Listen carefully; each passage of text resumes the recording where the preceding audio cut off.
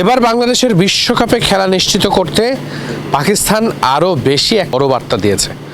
বার্তাটা এমন যে পাকিস্তান তাদের যে বিশ্বকাপের প্রস্তুতি, তাদের যে অংশগ্রহণের আগে যে প্রস্তুতি থাকে, প্র্যাকটিস বা বাকি সব কিছু, সেগুলো সব কিছু তারা স্থগিত রেখেছে। আমি একটু আগে একটা রিপোর্ট দেখছিলাম, সেটি পাকিস্তানের জিও সুপার টিভিতে, যেই রিপোর্টটি আসলে তারাই গতকালকে প্রকাশ করেছিল একটি, যে পাকিস্তান হচ্ছে বাংলাদেশের পক্ষে আছে, তারা বাংলাদেশকে সাপোর্ট করছে। একই সাথে আমি এটাও বলেছিলাম যে বাংলাদেশকে যে তারা সাপোর্ট করছে এটা আসলে পাকিস্তানের কয়েকটা গণমাধ্যমে উঠে আসছে, কিন্তু অফিসিয়ালি তারা কোনো বক্তব্য দিচ্ছে না। কিন্তু ঠিক যেই টিভিতে বা যেই ওয়েবসাইটে কালকে এই নিউজটা হয়েছিল, জিও সুপার, সেই একই ওয়েবসাইট এবং সেই একই জার্নালিস্ট আজকে আবারও একটা নিউজ করেছে যে পিসিবি হলস পাকিস্তানস টি-20 World Cup preparation amid Bangladesh concerns.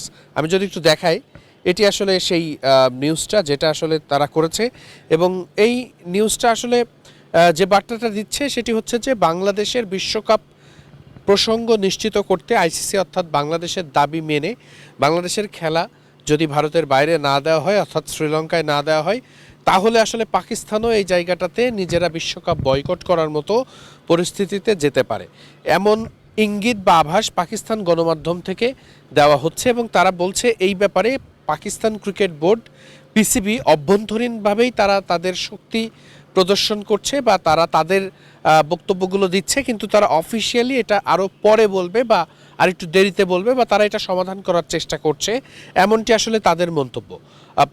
এক প্রকার আসলে খুব ঘোলাটে একটা পরিবেশ। এদিকে আমরা জানতে পারছি যে 21 জানুয়ারির মধ্যে বাংলাদেশকেই সিদ্ধান্ত জানাতে হবে যে বাংলাদেশ এই বিশ্বকাপে অংশগ্রহণ করবে কিনা। আর একটা দিকে আমরা জানতে পারছি পাকিস্তান বাংলাদেশকে পূর্ণ সমর্থন করছে, তারা মনে করছে বাংলাদেশের দাবি যৌক্তিক এবং এই সময় পূর্ণ সদস্য দেশ হিসাবে বাংলাদেশের পাশে পাকিস্তান থাকতে চায়।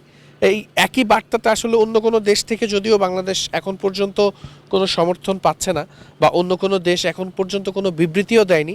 ইভেন পাকিস্তান যে কথাগুলো বলছে, পাকিস্তানের গণমাধ্যম দিয়ে আসলে আমরা যেগুলো জানতে পারছি, সেগুলো কিন্তু পাকিস্তান ক্রিকেট বোর্ড থেকেও আসছে না। আমার যে অনুধাবন সেটি হচ্ছে যে পাকিস্তান যদি সত্যিকার অর্থেই বাংলাদেশ ক্রিকেট বোর্ডের পাশে এসে দাঁড়ায় বা আইসিসিকে ওই চাপটা প্রদান করে, তাহলে এটা নিশ্চিত যে বাংলাদেশের জন্য রাস্তাটা কিন্তু কিছুটা হলেও সহজ হবে। তখন আইসিসি হয়তো বা বাংলাদেশের জন্য বিকল্প ভেন্যু খোঁজার ক্ষেত্রে বা গ্রুপ সোয়াপিংয়ের ক্ষেত্রে বাড়তি জোর দিতে পারে, খুব স্বাভাবিকভাবেই। কারণ পাকিস্তান বাংলাদেশ যখন সবথেকে বড় দুই স্টেক হোল্ডার, তারা যখন বিশ্বকাপ অংশগ্রহণে পিছিয়ে যাবে, তখন নিশ্চয়ই সেই বিশ্বকাপই প্রশ্নের মুখে পড়বে। তাই খুব স্বাভাবিকভাবে আইসিসি তখন এটার ব্যাপারে সমাধান খোঁজার চেষ্টা অবশ্যই করবে। কিন্তু এই ঘটনাগুলো যদি সত্য না হয়, অর্থাৎ যেটা পাকিস্তান গণমাধ্যমগুলোতে উঠে আসছে, এগুলো যদি ভিত্তিহীন হয়ে থাকে, তাহলে কিন্তু সেটা আরও বাংলাদেশের বিপক্ষে যেতে পারে, সেটা আরও বুমেরাং হয়ে আসতে পারে। এই শঙ্কাটা আসলে আমার ক্ষেত্রে কাজ করছে, যে কারণ এখন পর্যন্ত অফিসিয়ালি পাকিস্তান ক্রিকেট বোর্ড এ ব্যাপারে কোনো কিছু বলেনি। তবে 21 তারিখ, আজকে 19 তারিখ, 20 তারিখ, 21 তারিখ, অর্থাৎ 3 দিন সময় বাকি, আজকের দিনটা সহ এই 3 দিনের মধ্যে আসলে এমন কোনো সিদ্ধান্তই আসুক বাংলাদেশ ক্রিকেটের পক্ষ থেকে, বা পাকিস্তান ক্রিকেট বোর্ড বলেন বা আইসিসি বলেন বা বিসিসিআই বলেন, যে কোনোভাবেই হোক না কেন, এমন কোনো সিদ্ধান্ত আসুক যে সিদ্ধান্ত বাংলাদেশকে বিশ্বকাপে রাখবে, যে সিদ্ধান্ত বাংলাদেশের বিশ্বকাপের খেলা নিশ্চিত করবে। কারণ একটা বিশ্বকাপে অংশগ্রহণ না করা, 1999 সালের পরে কিন্তু আসলে বাংলাদেশ কখনো এমন পরিস্থিতির মুখে পড়েনি যে একটা বিশ্বকাপ হচ্ছে, একটা ক্রিকেট বিশ্বকাপ হচ্ছে, সেখানে বাংলাদেশ অংশগ্রহণ করছে না।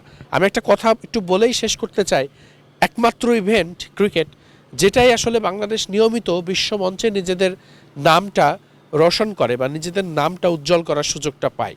এছাড়া কিন্তু বাংলাদেশ অনেক স্পোর্টসে তারা ভালো করছে, অনেক ফেডারেশন তারা ভালো করছে ঠিকই, কিন্তু ক্রিকেটের মতো কিন্তু কোনো জায়গাতে এই উন্নতিটা অন্য কোনো ফেডারেশন করতে পারেনি। সেই ক্রিকেটও যদি বিশ্বকাপে অংশগ্রহণ করতে না পারে, তাহলে নিশ্চিত করেই পুরো বাংলাদেশেরই যে স্পোর্টস ফ্র্যাটার্নিটি, সেটা কিন্তু আসলে বেশ একটা ঝুঁকিতে পড়বে বলে একটা শঙ্কা তো থেকেই যায়। মিরপুর শেরে বাংলা জাতীয় ক্রিকেট স্টেডিয়াম থেকে ওয়াহিদ মুরাদ, মিডফিল্ড।